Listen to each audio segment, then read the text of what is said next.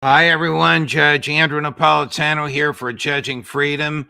Today is Tuesday, November 12th, 2024. Colonel Douglas Macgregor will be here with us in just a moment. What do we expect will be the level of United States aid and compliance with the wishes of Benjamin Netanyahu in the Trump administration, and a little bit about how terribly things are going in Ukraine. But first, this. We're taught to work hard for 35 to 40 years. Save your money, then live off your savings. Unfortunately, there are too many threats undermining the value of our hard-earned dollars. The Fed's massive money printing machine is shrinking your dollar's value. Just the cost of groceries is absurd. Let me be brutally honest. I think the dollar is on its way to being extinct. Not just here, but globally. The BRICS nations, led by Russia and China, threaten to remove the dollar as the world's reserve currency. Central banks have been shifting away from the dollar and into gold. And if we go to central bank digital currency, that will not only destroy the dollar, but we will lose our freedom. We will lose our privacy. They can track anything we do. You need to take care of yourself and your family. So here's what you need to do. Immerse yourself in knowledge and information. The writing is on the wall. Now is the time to consider shifting some of your dollars into gold and silver as your bedrock financial asset. Call my friends at Lear Capital, the leader in precious metals, investing for over 27 years. They helped me diversify into gold and silver. They can help you too. Call Lear today at 800-511-4620. 800-511-4620, or go to LearJudgeNap.com. Colonel, welcome here. Much appreciated your time and all your thoughts. What do you think is the Kremlin's likely internal, truthful reaction to the election of Donald Trump? Well, keep in mind, first of all, that the Russians understand even less of what goes on in Washington than we understand of what goes on in the Kremlin. So I think there'll be a large number of people who will see this as a wonderful development, simply because it's not Biden, and President Trump has expressed a willingness to settle issues in Ukraine. I think, on the other hand, that President Putin actually does understand much more about us. And I think he's being very guarded in what he says. And I think that's ultimately what the Russians will do. They'll wait and see. When the president-elect was a candidate as recently as 10 days ago and said he'll end the Ukraine war in 24 hours, I almost can't imagine what he was thinking could possibly happen in 24 hours. He's not going to threaten Putin. Zelensky's not going to give up. Biden is still sending military gear and cash to them until January 19th. And Zelensky still needs human beings, which nobody can really produce for him. Am I missing something?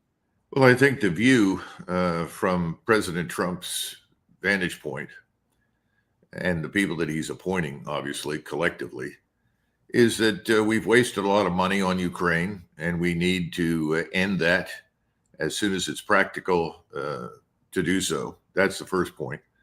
But I see a desire to maintain or perpetuate hostility to Russia.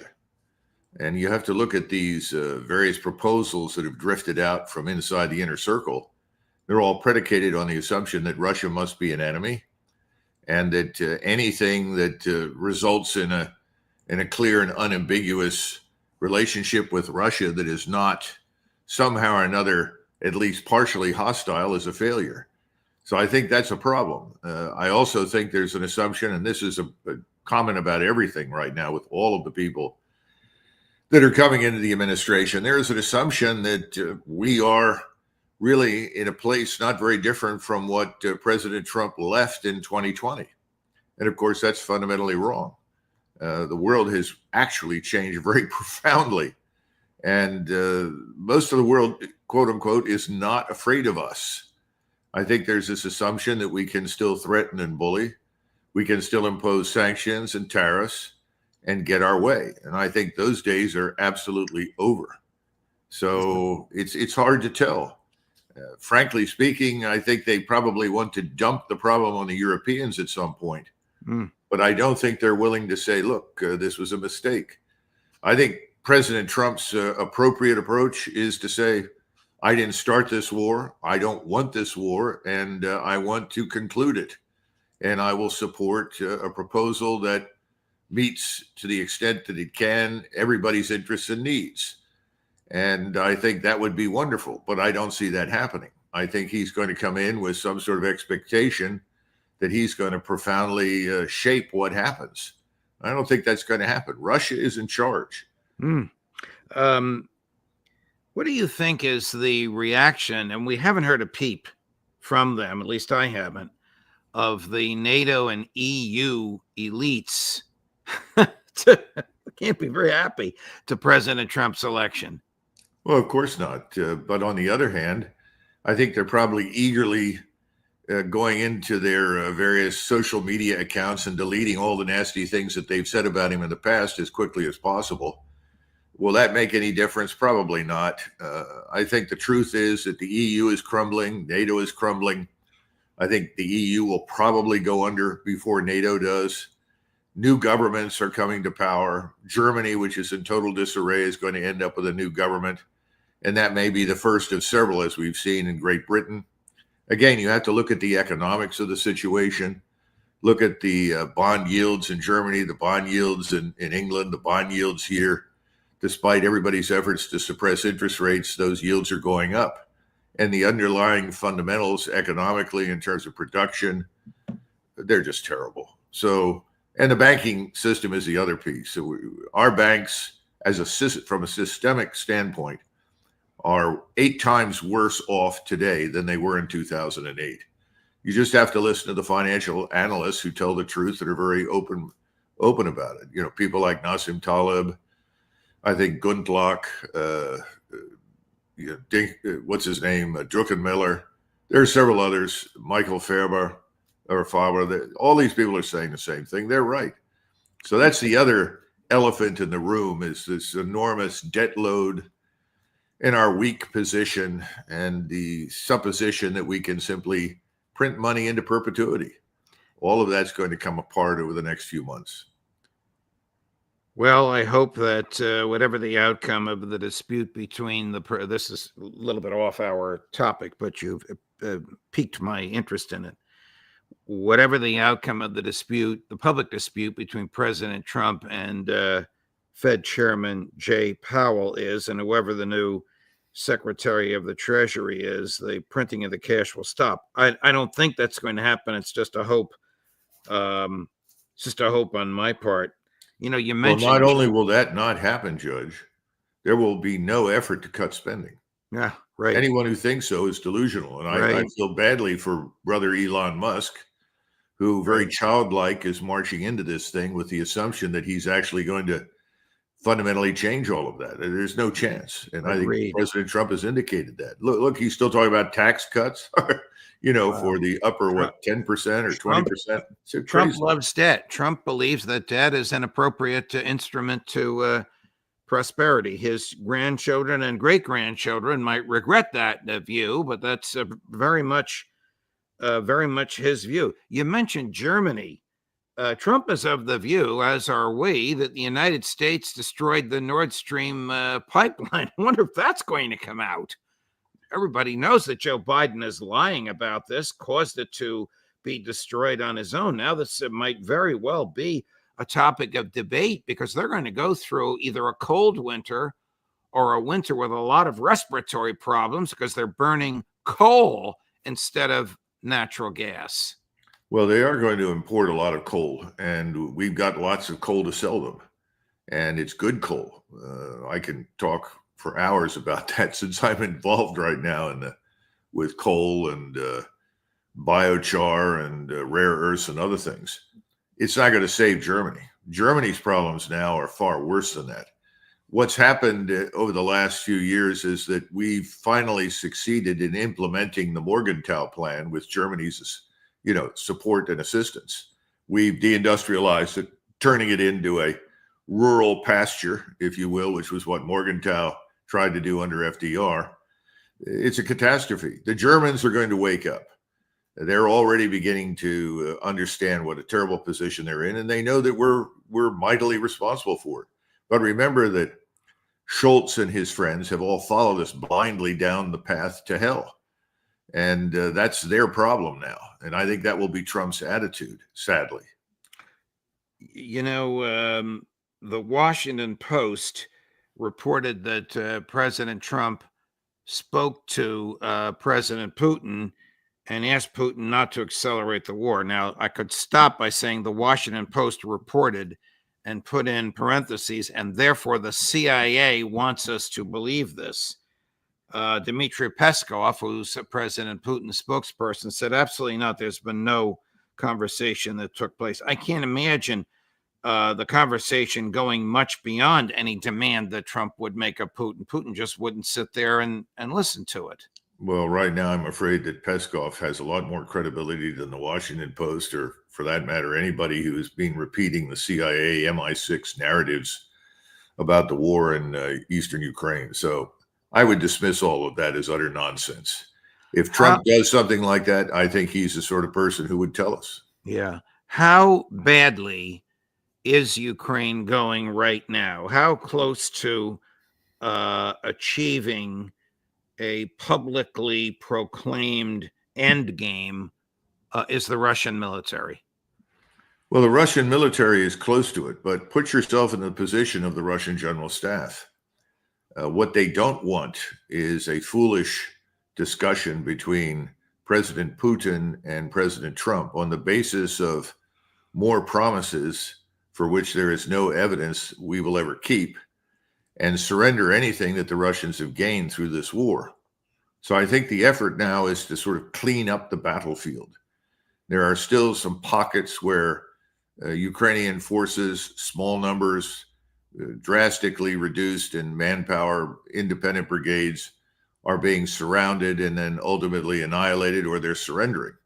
I think they want to do that, and they're pressing towards Dnipro. And I think if you're sitting in the Russian general staff, you're asking the question, where do we want to be by 21 January?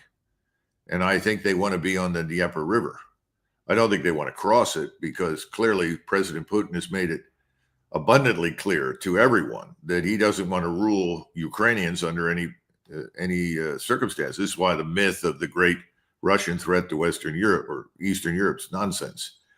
He doesn't want to do that. He's a great follower and admirer of Alexander Solzhenitsyn, who always argued that Russia should divest itself of all these various states and peoples, non-Russians, and it should be a Slavic Russian state.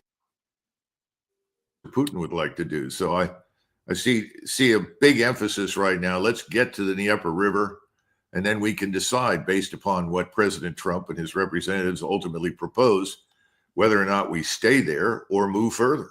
I hope he can still cross that river into Odessa. There's nobody to stop him. Right.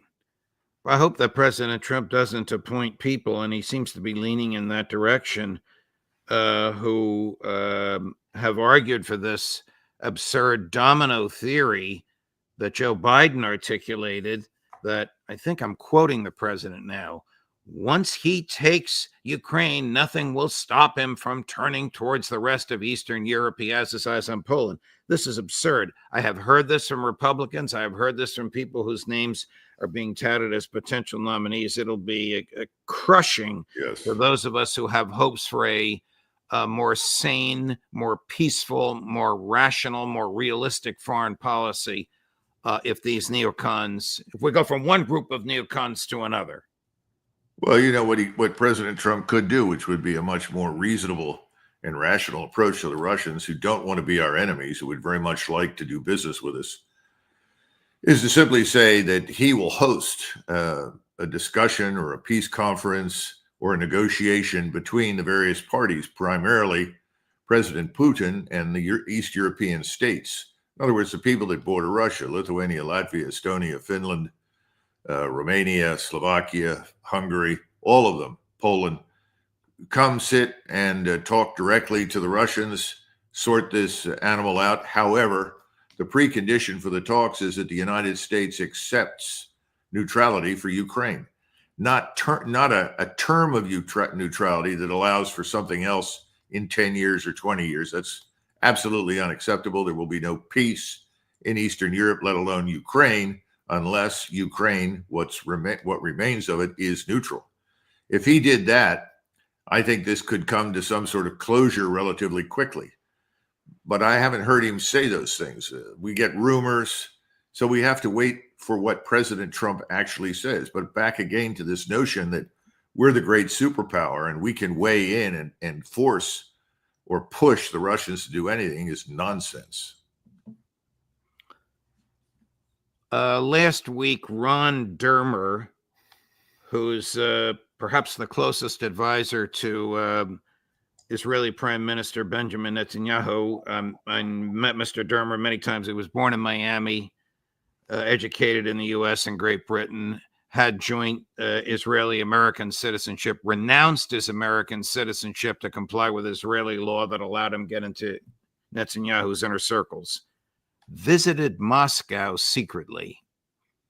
What do you think that's about, Colonel? We know that Israel is on the brink of economic chaos, and we know that it is surrounded by enemies with whom it has picked fights that it can't seem to win. But what would Dermer be looking for from the Kremlin? The truth is that Israel is on the path to war with Russia, as well as Iran, Syria, and potentially any number of other countries, including all of the Arab states in the peninsula and Egypt. I suspect that he went there hat in hand with some sort of attempt to get forgiveness for having launched airstrikes against Russian facilities in Syria, and hoping that the Russians would tell them, you need not worry, we will not attack you. And I don't think he got that. As far as economic assistance is concerned, why would the Russians give them any and help bankroll them, since they become, from the Russian standpoint, a menace to stability and security in the region? We're financing Israel right now and keeping its society and economy afloat, but I don't think the Russians have any interest in that. Bottom line is, I don't think he got much. Do we know, Colonel, if Russia and Iran signed a mutual defense pact? No, I can't confirm that there was such a thing. There may be, who knows? But frankly, I don't think it's very meaningful to concern ourselves with it. Iran is this enormous country of almost 100 million people. It is a major powerhouse in the region.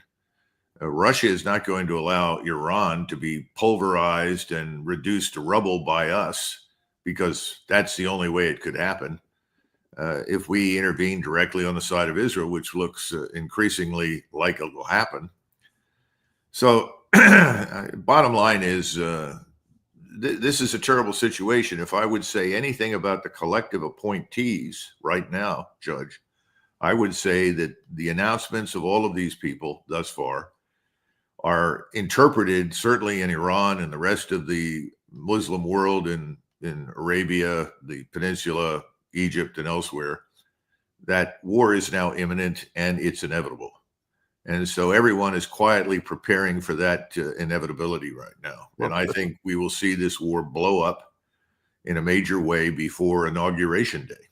Colonel, if you look at the voting records of the people reported to have been appointed when they were in Congress, and they're all still in Congress, that is a rational conclusion. And yes. If you look at what they've said on the floor of the House and the floor of the Senate, without mentioning any names, that is a rational conclusion.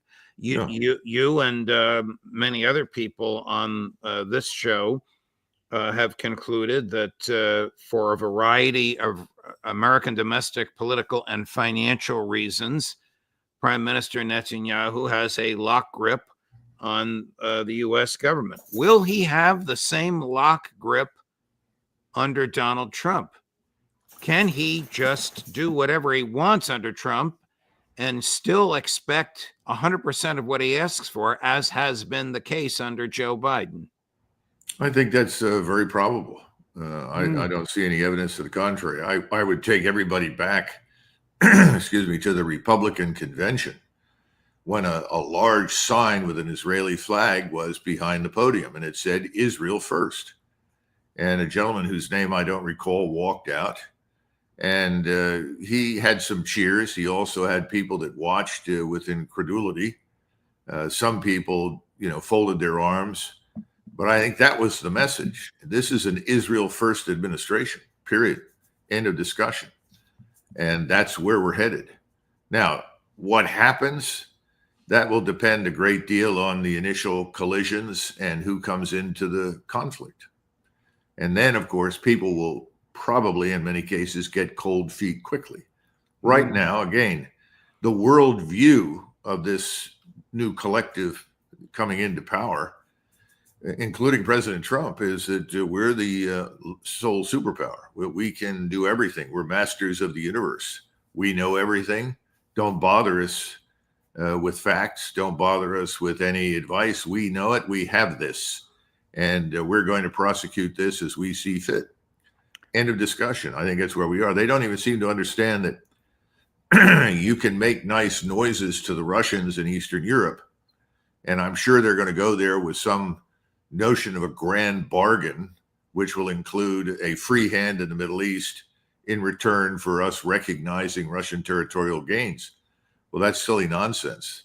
There will be no grand bargain. There will be no wedge driven between Russia and China.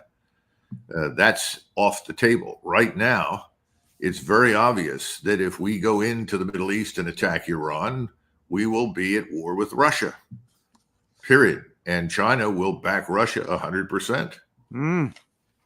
And the three potential or likely nominees announced so far in their congressional careers have described themselves as hawks on China. They've been very bellicose toward China. We can't fight a war against Russia and China and expect to prevail, can we, Colonel? Well, obviously they think otherwise. There's also a failure to understand the business with tariffs now, and the usual American bullying tactics with sanctions. China's total business with the global South amounts to about 1.8 million. The rest of the world, which is really Europe, North America, you look at that, and it's a fraction of 1.8 trillion. I think if you include all the Europeans and a few others with us, you might come into 1.4 trillion total, but then you take us out of that. We barely register. I mean, if you look at the bar charts, which were published, I think, in the Financial Times, 90+% of China's business is elsewhere. They don't need us. This is the great fallacy that we're the indispensable nation, which continues under this administration, and that we have leverage. Again, leverage. What's the strategic leverage? It doesn't exist. We have none. But to admit such a thing is an expression of humility that is absolutely unacceptable to this administration, at least thus far. And humility is not a word that comes to mind when I think of Joe Biden or Donald Trump. But let's get back to Trump and Netanyahu. Here's what Prime Minister Netanyahu said yesterday, cut number 8. In the last few days, I have talked 3 times with President-elect Donald Trump. These were good and very important conversations designed to strengthen the covenant made between Israel and the allied countries. We see eye to eye on the Iranian threat in all its forms and the danger it poses. We see eye to eye on the Iranian threat in all its forms and the danger it poses. Now, I don't know if that's true, but he certainly wants us to believe that that is true. Well, first of all, we don't know whether or not he's actually spoken to President Trump that many times. Correct. I mean, he's been deceitful in the past. I don't see any reason to take it at face value now. Again, I urge people to listen to President Trump when he speaks. Now, his basic argument, which goes back to Naftali's characterization of the octopus and the necessity of striking the head so that then you can clean up, presumably, all the little octopus arms all over the region, that stands up to closer scrutiny. And I think that general proposition is well supported by this new administration. And we've already seen, what's interesting to me, I was talking to someone today involved with the bombing strategy against the Houthis. And I urge people to remember that in support of Saudi Arabia, we helped to kill about 500,000 Houthis. Well, that certainly had a big impact, didn't it? No. And the Houthis aren't out of business. And we sent over, as I recollect, B-52s or B-1s to drop thousands of tons of bombs again. It hasn't made any difference. It's not going to make any difference. We can't bomb our way out of this, and Netanyahu can't kill his way out of it. Do you think Israel is on the brink of collapse, militarily and economically? Israel without us would collapse. Let's just keep that in mind. Now, how close are they internally to serious problems with their own population? I don't know. I'm not there. I urge you to, I would always defer to someone like Max Blumenthal, who has a much better grasp of what's really happening on the ground in Israel than I do. But from a strategic standpoint, they are overreaching on an Olympic scale, but that's because of us. And now they have an administration that they are confident will do more for them than any other has. And I think there's a great deal of evidence to support their assumption. The question is, once things get hot and we are at war, how long will we persist? Just how far are we willing to go? I don't think anybody knows that yet. The Israeli newspaper Haaretz, which you and I from time to time read, it reminds everybody that today is the 29th day of Joe Biden's 30-day ultimatum. The ultimatum was allow international assistance into Gaza, or we will certify you as non-compliant, and that might jeopardize our veto at the Security Council, and it might jeopardize our continued distribution of military equipment and aid to you. I think that's nonsense. I'm sure on the 30th day, they're going to forget about it or extend it another 30 days. Nothing else comes to mind that will be treated with greater irrelevance than the UN by this new administration. Well, Colonel, thank you very much, my dear friend. Are we going to talk about all the good things? I was going to say it's rather gloomy. Well, we're going to get an education soon, I think, when we find out about the plans to secure the border. What are they? How is it going to be done? And I note that Tom Homan, who is a very good and decent man, has been made the so-called czar in the White House. The only problem I have with this term czar is it has no relevance. It has no real authority. It is not a key appointed position that requires confirmation. Well, it doesn't have confirmation. It doesn't have a staff. And most of all, it doesn't have a budget. Yeah, and you're dealing with people whose focus is really external. The Israel first approach really could care less about what happens at our border and what happens inside our country. They simply want use of the American military establishment. So I think Tom Homan is a good and decent man, as I said. I like him very much, but I'm skeptical of it. I've also heard there was a dispute of some kind, or maybe it wasn't a dispute. Somebody got their wires crossed. A few days ago, President Trump said that RFK Jr. would be the Secretary of Health and Human Services, which I think is a brilliant choice. Although, having said that, I'd rather have RFK Jr. as either Vice President or Secretary of State, but that's fine. Health and Human Services is something he would do brilliantly. But then Howard Lutnick, who is ultimately leading this transition, announced that that wouldn't happen, that he would be, quote unquote, a health czar. You know, all this czar business goes nowhere. If that's true, all they're going to do is give speeches, these czars. Yeah, sure, of course. And ultimately, what's that mean? Well, it may mean that the pharmaceuticals have called everybody up and said, look, you put him over there, we're at war. I mean, you have the same thing with the Department of Defense. You're going to end up with a Secretary of Defense who is not going to go into the Secretary of Defense office with the goal of fundamentally changing anything. Oh, he may pick on behalf of President Trump some replacements, especially the chairman of the Joint Chiefs and maybe some of the Joint Chiefs. But that's not going to make much difference. When you want to make really positive change, you've got to go after structure as well as personnel. And we have huge problems with that, as we discussed before. 43, 44 4-stars for a force of what, 1.18 million? It's ridiculous. I mean, we managed to win the Second World War for the most part with 7 4-stars for 12 million. Where it's a banana republic structure right now. It's also an old, antiquated structure. If anything, we should have learned by now that we're living in a very new world, and that world has come to light in eastern Ukraine. We've got to make some profound changes in the way we do business in defense. And then, of course, there's the defense budget issue and the criticality of cutting spending. It's going to become more obvious, particularly once the war starts and we see the markets tank and the economy can't keep up because it's in terrible shape. People then begin to say, well, where are we headed? Well, we're headed into a storm of unbelievable proportions. You've got debt, financial crises here at home. You have millions of people inside the country who are not Americans, were not born here, have no real interest in becoming Americans. You have more Americans right now at risk of being killed or harmed by Venezuelan gangs than you do in the Middle East, at least at the moment. Nobody talks about it. Nobody's doing anything about it. What we hear is, well, we're going to run the biggest deportation operation in history. Okay, fine. How?